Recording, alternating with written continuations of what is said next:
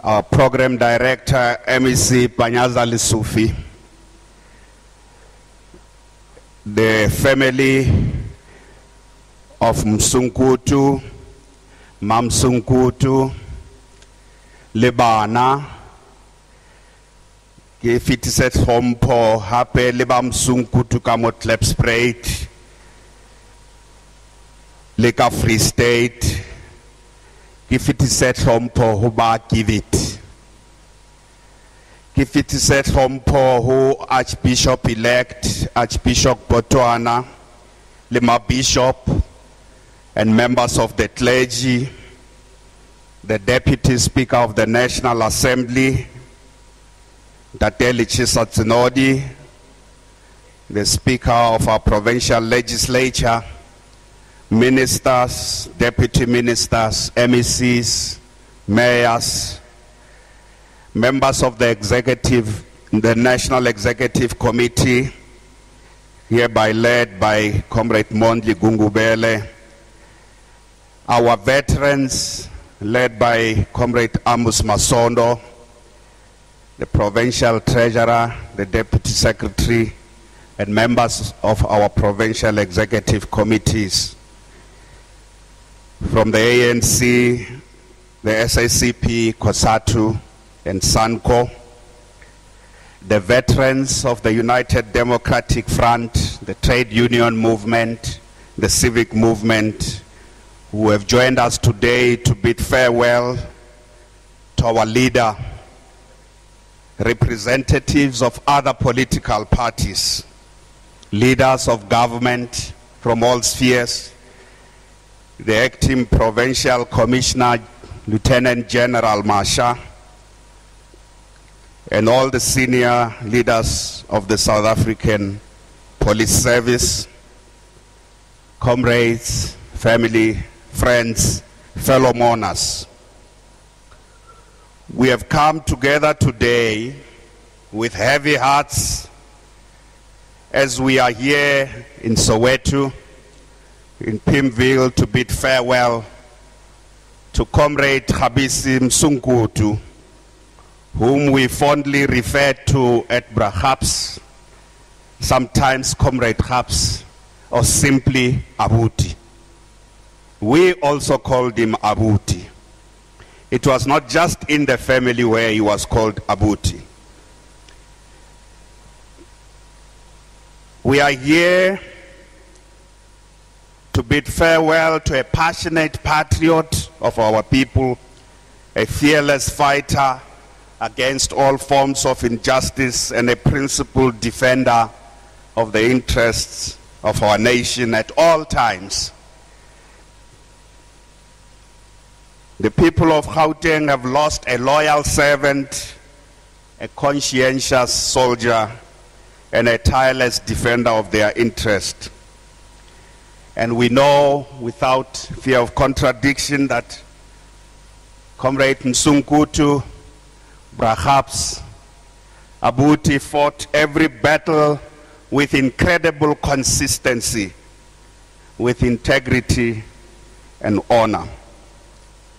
It is for this reason that the provincial government has honored Comrade Khabisi Mosunkutu with a special provincial official funeral because of his passion to serve our people with integrity, because of his fearlessness, because of his loyalty to both the masses of our people and our nation. We are honoring him because he had already earned a special place in the hearts and minds of the people of this province, and indeed many across our country, especially in the trade union movement and in the civic movement. So he has earned this honor. He has worked for it. Once more, I hereby convey our condolences to the Mosunkutu family on the occasion of this profound loss of a father, of a husband, of a grandfather. of a brother, of an uncle, and in many respects, a cousin.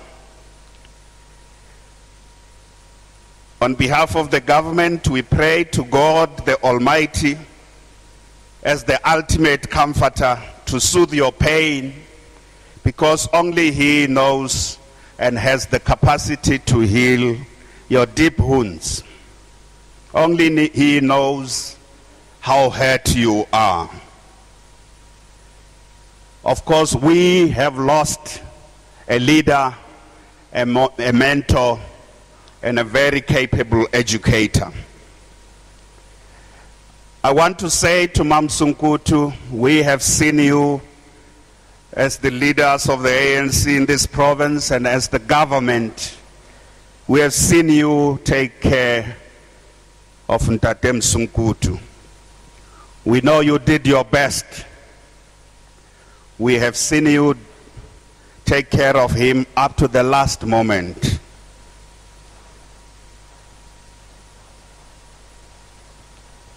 I also want to say to the children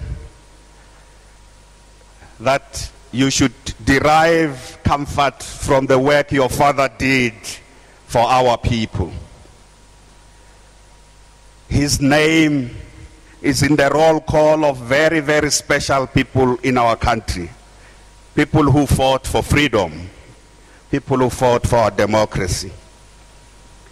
Perhaps life resembles what Paul said in the book of Timothy, the second Timothy chapter 4 verse 7, when he said, I've fought a good fight, I have run the race, and I've kept the faith. And Abuti has indeed fought a good fight for the liberation of our people and our country. Nobody can doubt that perhaps fought a good fight. Abuti has run a good race for the entrenchment of democracy in our country and for the promotion of service delivery to the most vulnerable in our society. And very few people can doubt his commitment to this. He has remained faithful to the people of our country, to the revolution and to the movement right up to the end.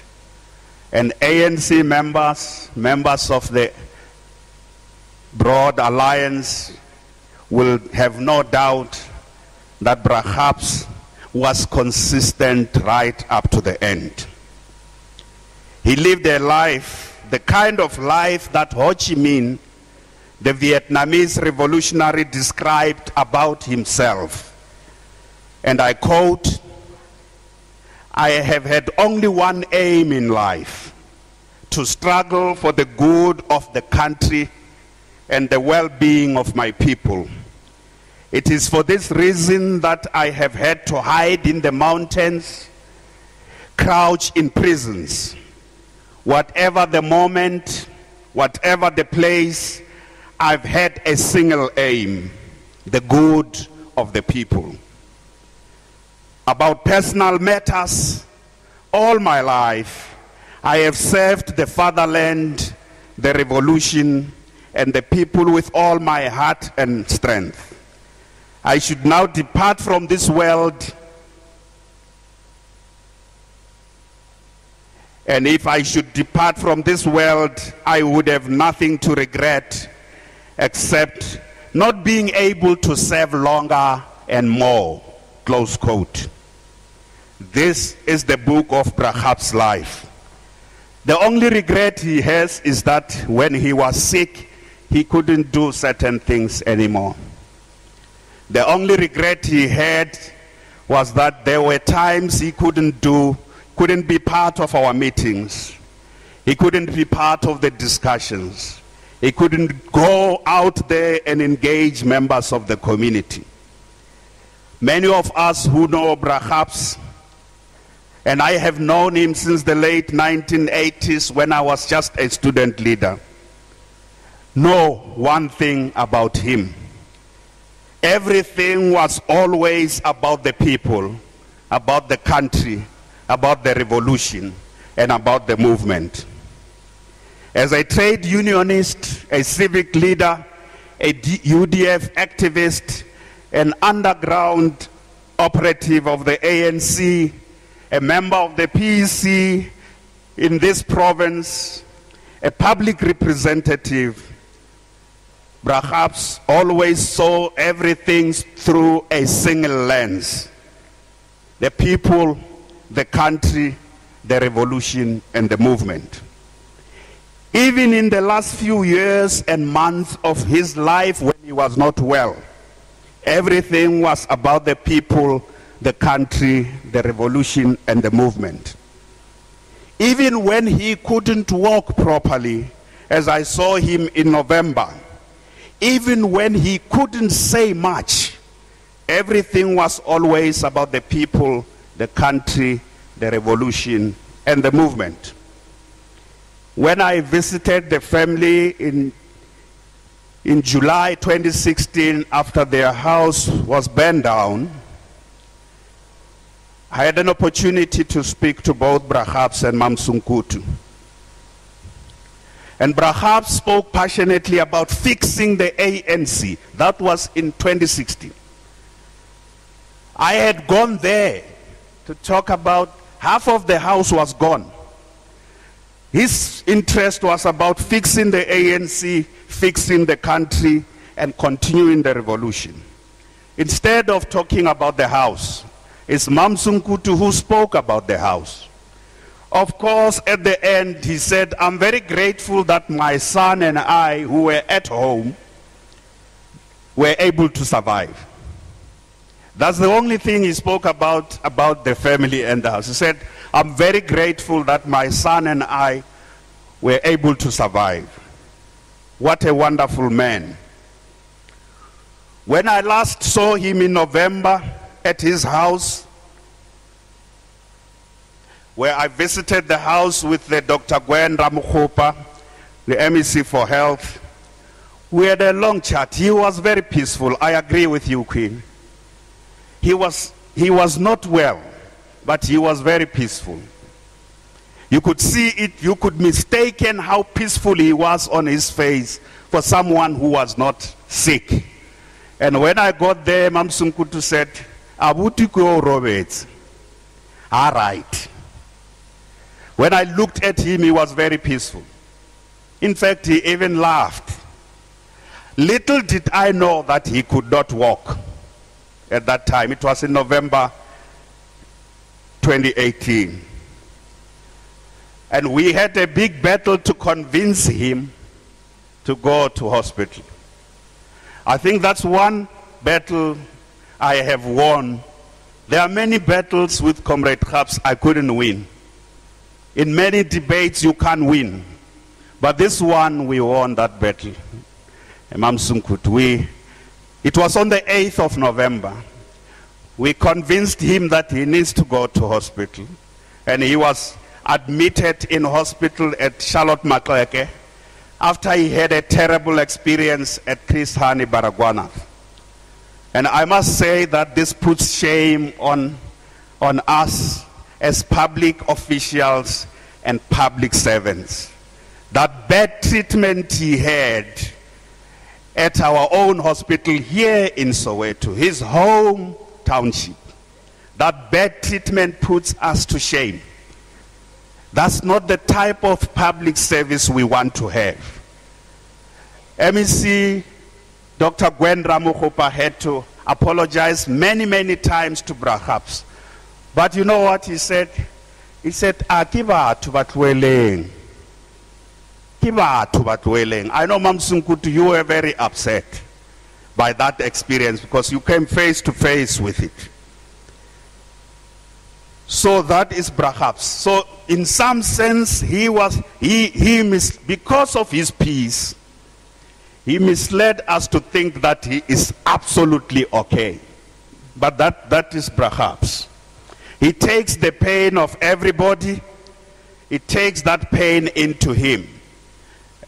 And by the time we succeeded to take him to the bedroom, that's when I realized that he wasn't really okay. So perhaps has left us today. We have lost a leader, a great leader of our people. His life was a life of example. And perhaps his life also resembled not only the life of Ho Chi Minh, but his life resembled the life of what Nelson Mandela said in 1961 about himself. For my own part, I quote, "I have made my choice. Only through hardship, sacrifice, and militant action can freedom be won. The struggle is my life. I will continue fighting for freedom until the end of my days." Close quote. This is what perhaps has done. He has continued fighting until the end of his days.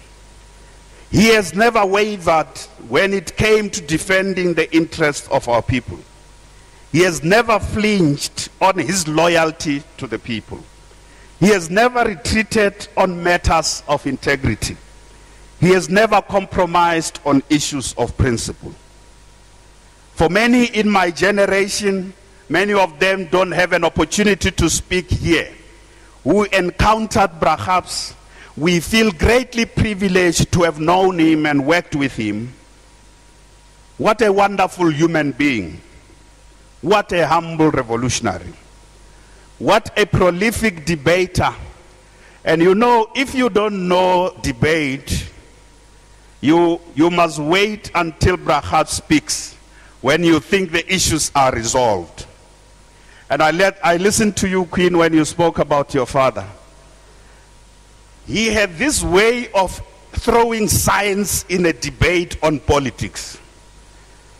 And then he'll quote some law of physics and some law of chemistry. When you think, what is the relationship between what we are discussing and physics and chemistry, and then quote the Bible, and then say something about the night of the long knives.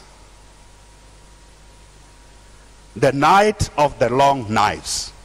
And that's when we were having a discussion in the run-up to the 2007 Polokwane conference. And he said, this is the night of the long knives.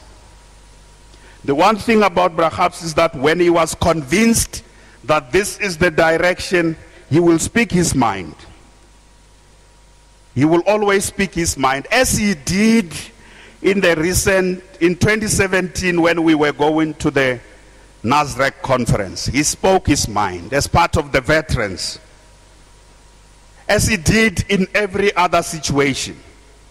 Perhaps was also a very skillful organizer and negotiator. But he had a very shrewd and somewhat naughty sense of humor, especially in debate. He was a very insightful educator. Something possibly more important given the times we are in, Abuti was incorruptible. He was truly incorruptible. And perhaps that's something that's important for us who remain to serve our country in various capacities. Because greed and corruption is singularly responsible for destroying many countries. Greed and corruption is singularly responsible for Steinhoff. Greed and corruption is singularly responsible for BBS. Greed and corruption is singularly responsible for state capture. Greed and corruption is singularly responsible for many, many bad things that have happened with regard to the use of the public resources in our hands to just enrich ourselves. So it is something quite important to learn, especially after the NASREC conference, where the ANC has taken a decision. We need to return the ANC to its path. Perhaps, as many would know, was also a very determined fighter for the rights of workers, particularly as the leader of Potwa. He helped to unite workers across the country, including in the Bantustans. There were many post workers, not just post workers in the Bantustans. I remember the first time I met him was in Limpopo. I was a student there. He would travel to most of the Bantustans organizing postal workers. It is something that those of our cadres who are still in the trade union movement today should also use this moment of the departure of Brahams to reflect on where is the progressive trade union movement in our country. His work also made a huge impact in the civic movement. He responded to President Oliver Tambo's call to make our country ungovernable and make apartheid unworkable. He was an activist of the United Democratic Front and did lots of grassroots work. And he built, particularly ensured that he built unity across different communities in our province and in other parts of the country.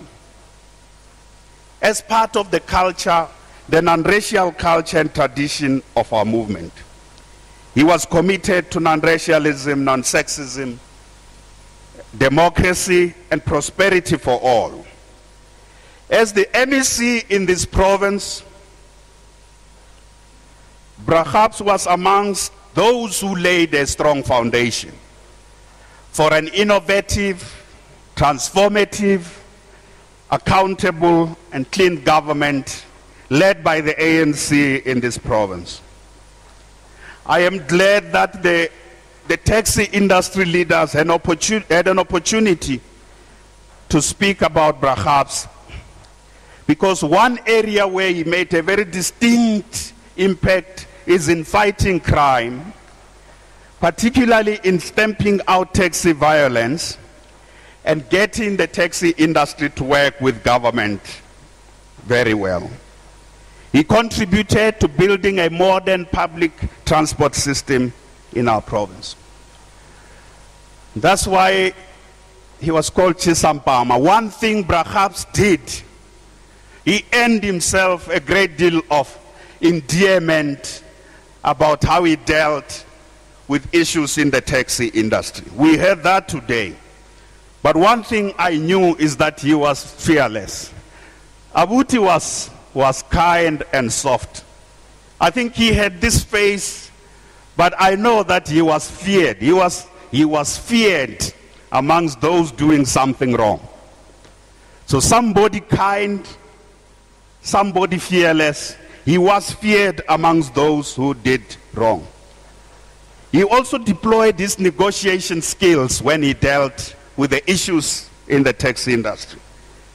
That's why many in the industry today still say, I have heard this many times where they say, but Premier, you know, we need an MEC like Mosunkutu. So what Mr. Jones was saying, Mr. Ralph Jones was saying here, I have heard this before, that but Premier, we need an MEC like Mosunkutu. I want to say to the taxi industry, we are committed as the ANC-led provincial government in honor of Comrade Mosunkutu, firstly to modernize the public transport system in our province. We need a single integrated, safe, reliable public transport that uses various modes. Taxis have a role to play in there, buses, trains, and that public transport system must have a single ticket so that if you can use one ticket to move from across the different modes, and that the taxi industry must not be on the margins, it must be part of that modern public transport system. That's what Ntate Mosunkutu would have wanted us to do. In 2019, this year, we are launching a single ticket Firstly, we are launching the Single Transport Authority in Gauteng. So there will be one transport authority that manages all transport modes. The taxis, the buses, including the Gautrain, everything, and we are also engaging with national government about metro rail. That transport authority must manage that single transport system. We are also committed to the empowerment of the taxi industry. Perhaps played a very important role working with Ambi at the time and other leaders, other mayors, in the development and rollout of the bus rapid transit system. Again, we need the BRT to move. There are areas where the BRT is not moving. And again, we want the taxi industry to be part of that move, to be part of that modernization. This we do in honor of Brahabs.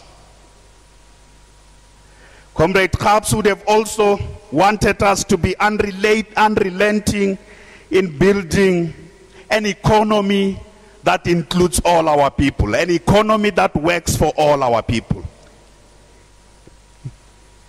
He would have wanted us to ensure that all black people, women, young people, people with disability are in the mainstream of our economy.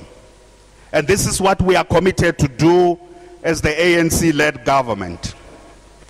He would have also wanted a government that reaches out and engages with communities and is responsive to issues raised by communities. He would have wanted a government where there's no corruption in our ranks. This idea that the ANC is synonymous with corruption in this province, it is something we must ban from the operations of government. And anyone caught stealing public funds must face the music. That's what Brahabs would have wanted us to do.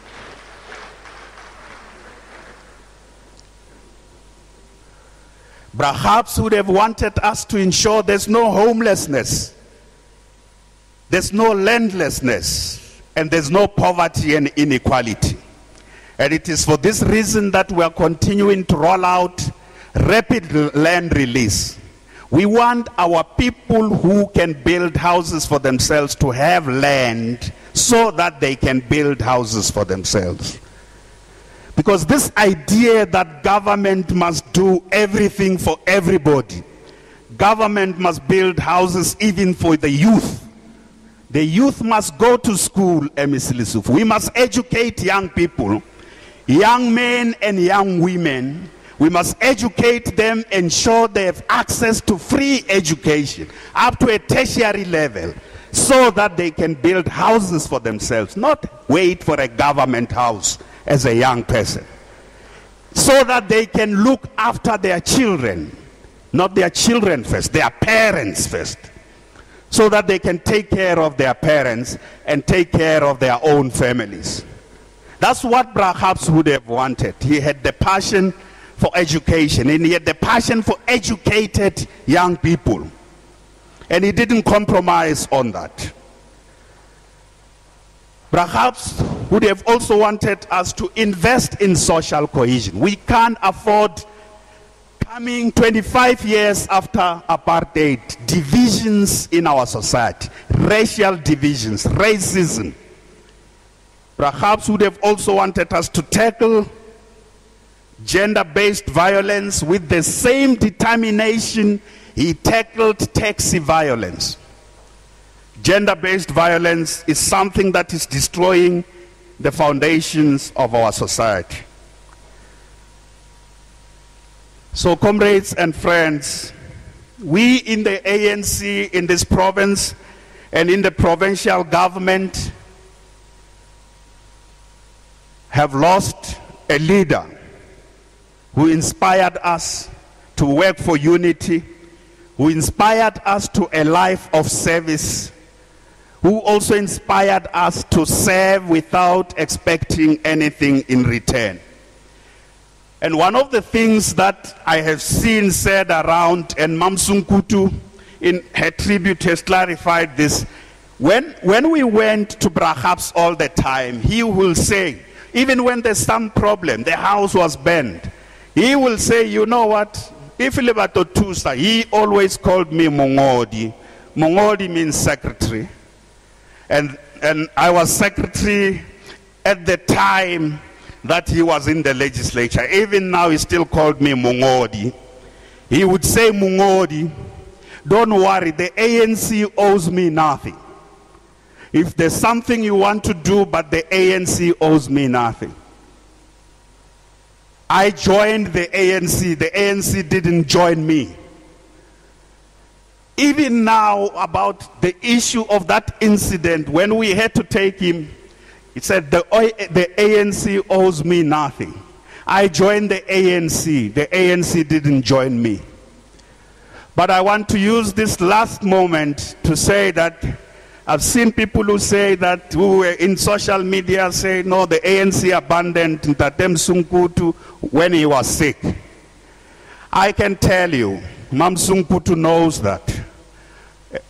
On behalf of the ANC and on behalf of government, myself and Comrade Paul Mashatile, who is our TG, firstly, when he was still our chairperson, and even now when he was our TG, we had always taken active interest in how is Brahabs. Mosunkutu will always brief us. How is Brahabs doing? We have always taken keen interest in his health. So this idea that the ANC did not really care, it had abandoned Brahabs, is typical of fake news. And fake news belong where they belong.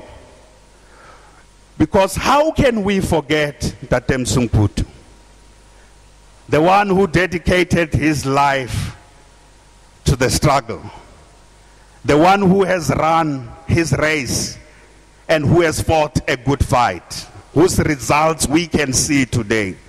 I can assure you many of us would not be leaders, Madiba. I want to think so. Many of us would not be leaders if it wasn't for Brahabs. Many of us would not have had an opportunity to serve our people if it wasn't for Brahabs. So the family needs to know that your family is much bigger. And that family is there's the ANC and the Gauteng provincial government. That is the family, the bigger family of Comrade Habis Mosunkutu. And even at the last moment, he was just there to offer counsel. So I would therefore like to go back to the family and say, le lahlehetswe, le rona re lahlehetswe. But Brahabs' legacy will live on for many, many generations to come. Long live Brahabs. Long live Comrade Habis Mosunkutu, long live. Long live Abuti, long live. Long live Brahabs, long live. Robala ka khotso Abuti. Ke a leboga.